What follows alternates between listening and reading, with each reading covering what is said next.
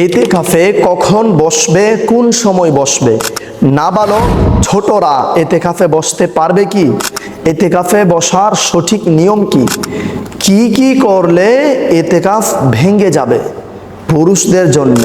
এই প্রসঙ্গে আরো অনেক কিছুই জানতে পারবেন আজকের ছোট্ট একটি ভিডিওর মাধ্যমে, তাই না টেনে সম্পূর্ণ ভিডিওটি দেখতে থাকুন। আসসালামু আলাইকুম রাহমাতুল্লাহ, নাহমাদুহু ওয়া নুসাল্লি ওয়া নুসাল্লিমু আলা রাসূলিহিল কারীম, আম্মা বা'দ, ফাআউযু বিল্লাহি মিনাশ শাইতানির রাজীম, বিসমিল্লাহির রহমানির রহিম। সুপ্রিয় ঈমানদার ভাই বোনেরা, আজকে কথা বলবো এতেকাফ সম্পর্কে। এতেকাফ অর্থ হচ্ছে অবস্থান করা, কোনো একটি জায়গায় অবস্থান করাকে এতেকাফ বলে। এতেকাফ মূলত তিন প্রকারের। এক হচ্ছে ওয়াজিব এতেকাফ, আরেকটি হচ্ছে সুন্নতে মুআক্কাদা এতেকাফ, আরেকটি হচ্ছে মুস্তাহাব এতেকাফ।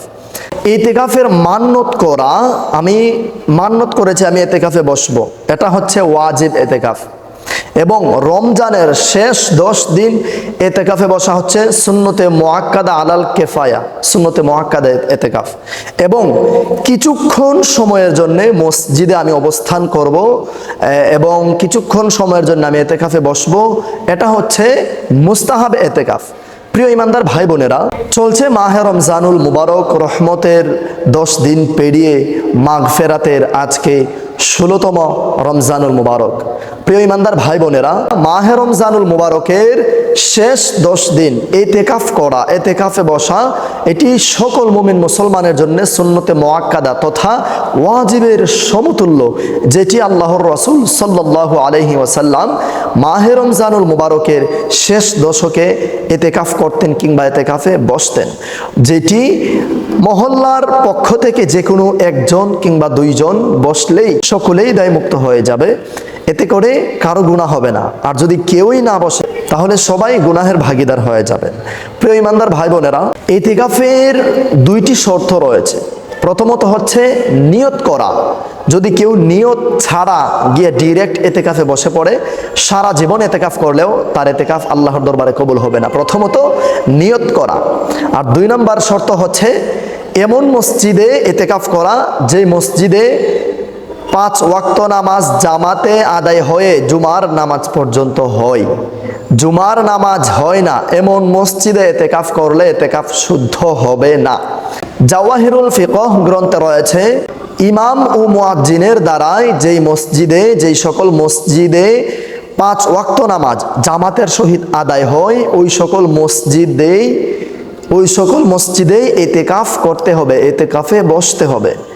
এতেকাফে বসার সর্বোত্তম জায়গা হলো মসজিদুল হারাম, এবং এরপরে হচ্ছে মসজিদে আন-নববী, এবং এরপর হচ্ছে মসজিদুল আকসা, এবং এরপর হচ্ছে জামে মসজিদ, যেসব মসজিদে জুমা হয়, এবং এরপর হচ্ছে যেই সকল মসজিদে ইমাম মুয়াজ্জিন দ্বারা দৈনিক 5 ওয়াক্ত নামাজের জামাত হচ্ছে, এবং যেসব মসজিদে জনসংখ্যা মুসল্লি অনেক বেশি, ওই সকল মসজিদেই ইতেকাফ করতে হয়। এইভাবে ধাপে ধাপে আসছে।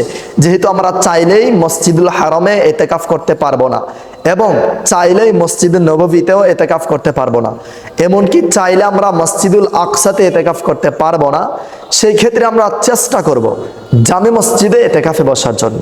যদি আমাদের দ্বারাই তা সম্ভব না হয়, তাহলে আমরা পাঞ্জেগানা যেসব মসজিদগুলো ইমাম মুয়াজ্জিনের দ্বারাই 5 ওয়াক্ত নামাজ জামাত হয়, যেখানে মুসল্লিদের সংখ্যা বেশি রয়েছে, ওই সকল মসজিদে এতেকাফ করার চেষ্টা করব ইনশাআল্লাহ। এতেকাফ সহি হওয়ার জন্যে শর্ত হচ্ছে প্রথমত মুসলমান হওয়া, আর দ্বিতীয়ত হচ্ছে জ্ঞানবান হওয়া, মানে জ্ঞানী ব্যক্তি, সে সব কিছু জানে বুঝে। তবে কোনো নাবালক ছেলেরাও যদি মসজিদে বসতে চায় এতেকাফে, 12 বছরের কম বয়সী নাবালক ছেলেও যদি বসে, এরপরেও গ্রামের পক্ষ থেকে হক আদায় হয়ে যাবে, কারণ এতেকাফে বসার জন্যে বালেগ হওয়া শর্ত নয়, নাবালকের এতেকাফও সহি হবে। এবার আসুন জেনে নেই এতেকাফের ফজিলত কি কি রয়েছে। তিরমিজি শরীফের বর্ণনায় এসেছেন আম্মাজান আয়েশা সিদ্দিকা রাদিয়াল্লাহু তাআলা আনহা থেকে হাদিস মুবারকখানা রওয়ায়াত, তিনি বলেন রাসূল সাল্লাল্লাহু আলাইহি ওয়াসাল্লাম সর্বদা সব সময় মাহে রমজানুল মুবারকের শেষ 10 দিন ইতিকাফে বসতেন, ইতিকাফ করতেন। আর যারা ইতিকাফ করেন এবং ইতিকাফের মাধ্যমে আল্লাহর রাসূলের সুন্নত আদায় হয়, সুন্নতের অনুসারী হয়। দ্বিতীয়ত হচ্ছে ইতিকাফে বসলে, ইতিকাফ করলে আল্লাহ রাব্বুল আলামিনের মেহমান হয়ে যায়, তারা আল্লাহর আউলিয়া অর্থাৎ আল্লাহর ওলি হয়ে যায়। এবং যদি সঠিকভাবে ইতিকাফ করতে পারে তাহলে তারা ইতিকাফরত অবস্থায় আল্লাহর কাছে যা যা চাইবে আল্লাহ রাব্বুল আলামিন তাই তাদের মাকসুদ, তাদের আশা আকাঙ্ক্ষা, মোনাজাত, ফরিয়াদ কবুল করে নেবেন। সুবহানাল্লাহি ওয়া বিহামদিহি সুবহানাল্লাহিল আযীম। প্রিয় ইমানদার ভাই বোনেরা, তবে ইতিকাফ যেন সঠিক হয়, সহি শুদ্ধতার সাথে যেন ইতিকাফে বসি, ইতিকাফের আদব যেন রক্ষা করে আমরা বসি, নতুবা এই ফজিলত আমরা কখনোই পাবো না। ইবনে মাজাহ সূত্র মেশকাত শরীফ 183 পৃষ্ঠায় রয়েছেন, ইবনে আব্বাস রাদিয়াল্লাহু তাআলা আনহু বলেন, ইতিকাফকারী ইতিকাফে বসার কারণে তারা গুনাহ থেকে একদম বিরত থাকে, দুনিয়াদারি থেকে একদম বিরত থাকে, আর যার কারণে তারা বেগুনাহ মাসুম হয়ে যায় এবং তারা এমন সওয়াব অর্জন করে যেন তারা পৃথিবীর সমস্ত নেকি তারা নিজেরাই অর্জন করে নিল। সুবহানাল্লাহি ওয়া বিহামদিহি সুবহানাল্লাহিল আযীম। এজন্য প্রিয় ইমানদার ভাই বোনেরা, আমরা সকলেই যার যার মতো করে সাধ্য অনুযায়ী আল্লাহ রব্বুল আলামিনের জন্যে দুনিয়ার জমিনে, দুনিয়ার হায়াতে, দুনিয়ার জিন্দেগিতে 63 বছর, 64 বছর, 50 বছর, 30 বছর, 40 বছর, 20 বছর, 25 বছর, যে যেটুক সময় পেয়েছেন, এত বছর থেকে মাত্র 10 দিনের জন্যে, যদি 10 দিন না পারেন 7 দিনের জন্যে, 7 দিন না পারলে 5 দিনের জন্যে, 5 দিন না পারলে 3 দিনের জন্যে, 3 দিন না পারলে অন্তত 2 দিনের জন্য হলেও ইতিকাফে বসেন। আল্লাহর জন্যে, বিশেষ করে 10 দিনের জন্যে, আল্লাহর জন্যে 10 দিন আল্লাহর রাস্তায় কুরবান করে দিন নিজেকে। অন্তত এই দিনগুলো আল্লাহ রব্বুল আলামিনের হুকুম আহকাম অনুযায়ী চলুন। 10টা দিন আল্লাহর রাস্তায় নিজেকে বিলিয়ে দিন। এতে করে আল্লাহ রব্বুল আলামিনের নৈকট্য হাসিল করতে পারবেন, আল্লাহর খুব নিকটে যেতে পারবেন, কাছে যেতে পারবেন, আল্লাহর প্রিয় হতে পারবেন। এটা মা বোনেরাও পড়তে পারবেন, মা বোনেরাও ইতিকাফ করতে পারবেন, পুরুষেরাও ইতিকাফ করতে পারবেন। অবশ্যই অন্য আরেকটি ভিডিওতে আমি মহিলাদের নিয়ম কানুন সম্পূর্ণ সঠিকভাবে বুঝিয়ে দেওয়ার চেষ্টা করব। এবার আসুন আমরা জেনে নেই ইতিকাফ ভেঙে যাওয়ার কারণ কি কি রয়েছে, ইতিকাফে বসে কি কি করলে ইতিকাফ ভেঙে যাওয়ার সম্ভাবনা রয়েছে। 1 নম্বর, পুরুষেরা বিনা কারণে মসজিদ থেকে বের হওয়া, কোনো কারণ ছাড়া মসজিদের যে একটি জায়গা আছে ওই জায়গা থেকে বের হওয়া, কোনো কারণ ছাড়া। যদি কোনো কারণ থাকে, প্রস্রাব পায়খানা করার জন্য যদি মসজিদের বাহিরে ওয়াশরুম থাকে কিংবা টয়লেট থাকে, সেক্ষেত্রে আপনি গামছা দিয়ে মুখ ঢেকে একজন পর্দানসীন মহিলার মতো করে আপনি ওখানে যেতে হবে, যেন আপনার বিবি পর্যন্ত, আপনার বালেগা কোনো মেয়ে পর্যন্ত, আপনার স্ত্রী সন্তানাদি কোনো মহিলা যেন আপনাকে দেখতে না পারে, কোনো পুরুষও যেন আপনাকে দেখতে না পারে। ওই রকম ভাবে আপনি যাবেন। এক কথায় দুনিয়ার কোনো ধ্যান খেয়াল যেন আপনার মাঝে তখন না চলে আসে। আপনি ওই রকম ভাবে ওয়াশরুমে যেতে হবে, গোসল করতে হবে, প্রস্রাব পায়খানায় যেতে হবে। আর যদি মসজিদের ভেতরেই কোনো সাইডে থাকে তাহলে তো আলহামদুলিল্লাহ আরো বেশি ভালো।